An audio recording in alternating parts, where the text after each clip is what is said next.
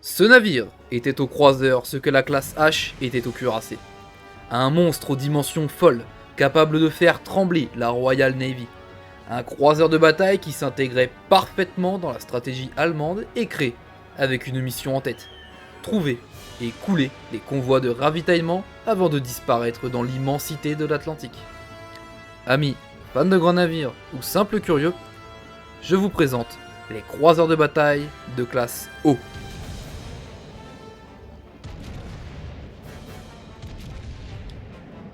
Pour un peu plus de contexte, je vous invite à visionner ma vidéo sur les cuirassés de classe H, une classe de navire imaginée plus ou moins en même temps que la classe O. L'histoire de cette classe de navire, peu connue, commence en 1937. À cette période, l'Allemagne était en train de se réarmer en préparation à une future guerre. La confrontation avec la Royal Navy faisait de moins en moins de doutes et la marine devait disposer de plus de navires, notamment d'une classe spécialisée dans le raid de convoi, capable d'affronter et de détruire les croiseurs ennemis tout en pouvant fuir tout autre type de navire. À ce moment, cette tâche devait surtout revenir à la classe Deutschland et à la classe Scharnhorst, mais la première ne donnait pas entière satisfaction, que ce soit en termes de blindage ou de vitesse, et la seconde tenait plus du cuirassé. Le navire envisagé par l'amirauté n'avait pas besoin d'être aussi blindé, mais devait en revanche être plus rapide. C'est ainsi que naîtra la classe P pour Panzer. Après une course au design durant laquelle plus d'une vingtaine de projets verront le jour, la plupart aujourd'hui perdus dans l'histoire, il sera finalement choisi d'en utiliser un qui était plutôt proche de la classe Deutschland, mais qui corrigeait certains défauts.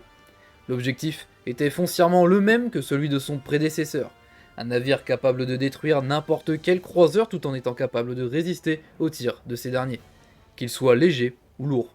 Et le tout suffisamment rapide pour fuir tout cuirassé ou même croiseur de bataille. Le navire devait peser 20 000 tonnes ou moins et l'Allemagne voulait en construire 12. Malheureusement, ils se rendront vite compte que remplir un cahier des charges aussi ambitieux pour un poids à peine 2 fois supérieur à celui d'un croiseur lourd normal était bien plus compliqué que prévu.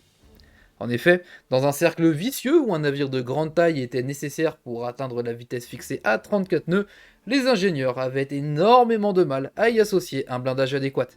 Le navire commença à moins de 220 mètres avant de finir à plus de 230 mètres pour un navire équipé de seulement 6 canons de 283 mm. Autant dire que sur le papier, ce n'était pas fameux. Les progrès du projet seront très limités entre 1937 et 1938. C'est justement cette année-là, en 1938 donc, qu'un nouveau plan allait naître, en prévision d'une guerre presque certaine avec la Royal Navy, le fameux plan Z, abordé dans la vidéo sur la classe H. Pour faire court, ce plan envisageait une flotte centrée autour de 2 groupes composés chacun de 2 ou 3 classes H et de porte-avions, le tout escorté par un nombre important de croiseurs et de destroyers. L'objectif de cette flotte était de faire diversion et d'engager les escortes de convois pendant que les U-boats et les croiseurs de bataille détruisaient les navires marchands. Les croiseurs de bataille, justement, n'étaient pas inclus directement dans la flotte principale, mais opéraient dans l'Atlantique en soutien des sous-marins. La présence d'un tel navire devait donc forcer la Royal Navy à déployer des cuirassés et autres grandes unités pour escorter les convois et donc disperser ses forces, offrant ainsi de meilleures chances de victoire à la flotte principale composée des cuirassés de classe H. C'est en 1939 que le travail sur la classe O commencera réellement. En effet, la classe P ne donnera pas satisfaction au commandement et à Hitler, sans même parler de son armement, jugé beaucoup trop léger par rapport à ses dimensions. Il sera alors décidé d'utiliser des canons de 380 mm, les mêmes que ceux du Bismarck. Le cahier des charges du nouveau navire devait être comme suit. Il ne devait pas dépasser 30 000 tonnes et être armé de 6 canons de 380 mm. Le navire devait être capable de résister aux tirs de croiseurs allant jusqu'à 203 mm, atteindre 34 nœuds et disposer d'un rayon d'action de 28 000 km à 19 nœuds. La phase de conception avancera rapidement et le navire sera plutôt inspiré de la classe Scharnhorst. Le seul véritable problème était la propulsion. En effet, il sera décidé de faire du navire un hybride diesel-turbine, car faire rentrer une propulsion entièrement diesel dans le navire semblait impossible sans l'agrandir de nouveau.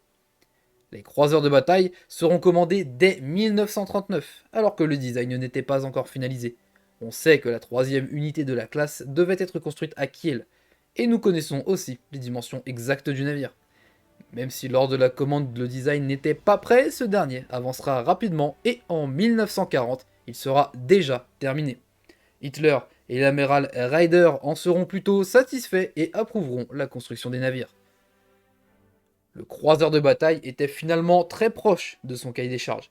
Il devait être très grand avec 256 mètres de long, peser 31 650 tonnes et jusqu'à 35 400 en ordre de combat. La propulsion était bien hybride diesel-turbine et le navire devait développer près de 170 000 chevaux. La vitesse était fixée à 33,5 nœuds et le navire avait un rayon d'action de 26 000 km à 19 nœuds. En ce qui concerne le blindage, la ceinture devait disposer d'une protection de 100 à 190 mm dans les parties vitales du navire. La protection anti-torpille allait, elle, de 45 à 110 mm. Le pont était blindé de 50 à 80 mm, tandis que les tourelles étaient moins blindées que celles du Bismarck, avec seulement 210 mm sur la face et sur les côtés. Enfin, la passerelle de commandement était blindée à 200 mm. Si vous suivez mes vidéos depuis un certain temps, vous remarquerez que le blindage de la classe O est très léger pour un navire aussi grand. Dans l'ensemble, le navire est moins blindé que le grand croiseur américain Alaska ou son équivalent japonais déjà abordé sur cette chaîne, le B-65. Si le navire devait être engagé contre un cuirassé ou un croiseur de bataille anglais, ou même un classe Dunkerque, il aurait dû fuir rapidement ou placer un coup décisif dès le début de l'engagement. Mais là, n'était pas son objectif, et on comprend pourquoi le navire n'était pas intégré à la flotte principale. Enfin, pour ce qui est de l'armement, il devait utiliser les mêmes canons que ceux du Bismarck, avec une portée maximale de 36 km et tirant un obus de 800 kg. L'armement secondaire était très léger avec seulement 6 canons de 150 mm, le tout supporté par des tubes lance-torpilles au nombre de 6. L'armement anti-aérien était lui aussi plutôt léger, composé de 8 canons de 105 mm et d'affûts de 37 et de 20 mm. 3 navires de cette classe devaient être mis en service, mais finalement aucun d'entre eux ne verra sa quille posée. En effet, même si le besoin était là, les matériaux nécessaires à la construction de tels navires n'étaient pas disponibles en quantité suffisante, et surtout, ces matériaux étaient plus utiles ailleurs. Finalement, ce seront les U-boats qui prendront la priorité sur les autres navires de surface, une priorité arrivée peut-être un peu tard dans l'effort de guerre. L'amiral Dönitz souhaitait justement disposer d'une grande flotte de sous-marins avant le début de la guerre, sachant pertinemment que l'Allemagne ne pourrait pas se doter d'une flotte suffisamment grande pour inquiéter la Royal Navy. Aucun navire de classe O ne verra donc sa construction commencer, et nous ne savons pas quels auraient été leurs noms, leur seul diminutif étant O, P et Q. Le choix de leur donner des noms de figures importantes du panthéon germanique reste cependant tout à fait possible, comme l'a fait Wargaming avec le Siegfried, représentation assez fidèle de ce qu'aurait dû être la classe O. Ce dernier tire son nom d'un fameux héros nordique ayant terrassé le dragon Fafnir avant de devenir immortel grâce au sang de ce dernier. Si ce n'est pour un tout petit point faible dans son dos dû à la présence d'une feuille qui s'était posée là, empêchant le sang du dragon de couvrir cette partie du corps du héros. Contrairement à la classe H, la classe O faisait beaucoup plus sens dans la stratégie allemande.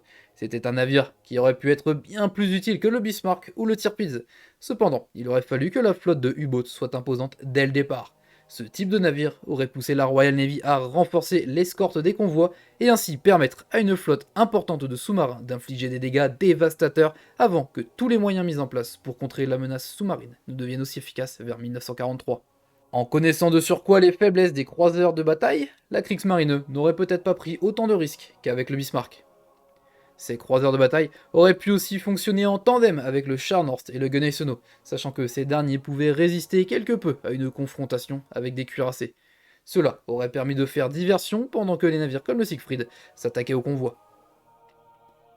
Encore une fois, tout comme la classe H, ou plus particulièrement le projet de cuirassé H-39, un tel navire avait du sens. On est encore loin de l'arme miracle que certains médias veulent nous vendre pour créer un effet waouh. Ces navires auraient eu une réelle utilité et étaient beaucoup plus pertinents vis-à-vis de la stratégie allemande de SAP de la Royal Navy que des grands cuirassés mieux blindés. La stratégie de frapper puis de disparaître dans l'immensité de l'Atlantique avait prouvé son efficacité au début de la guerre grâce au Scharnhorst et au Guneisenau. Malheureusement, l'Allemagne n'avait pas les moyens de construire beaucoup de navires et, en plus de cela, elle ne construira pas les bons. C'était l'Argosy, et je vous ai présenté la classe O, aussi connue sous le nom de Siegfried.